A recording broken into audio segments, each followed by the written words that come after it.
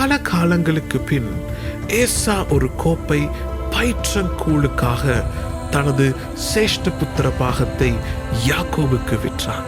உங்கள் மனதில் உண்டாகும் குழப்பங்களினால் ஏற்படும் தேவைகளை பூர்த்தி செய்யும் நடத்தைகள் தேவன் உங்கள் மேல் வைத்துள்ள மாபெரும் அழைப்பை சிதைத்துவிடக்கூடாது என்பதை புரிந்து கொள்ள வேண்டும்.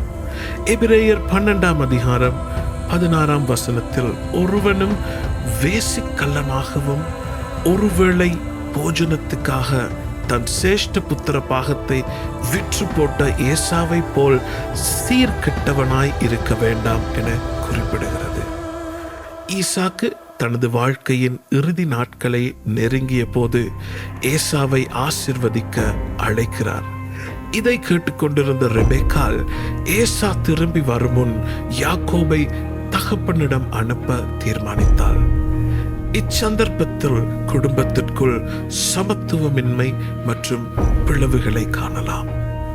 இந்த வஞ்சனையின் விளைவாக யாக்கோபு தனது குடும்பத்தை விட்டு பிரிந்து பல ஆண்டு காலமாய் தப்பி ஓடியவனாய் வாழ்ந்து ராகேலுக்கு பதிலாக லேயாளை அவனுக்கு மனைவியாக கொடுத்த லாபானால் ஏமாற்றப்பட்டான்.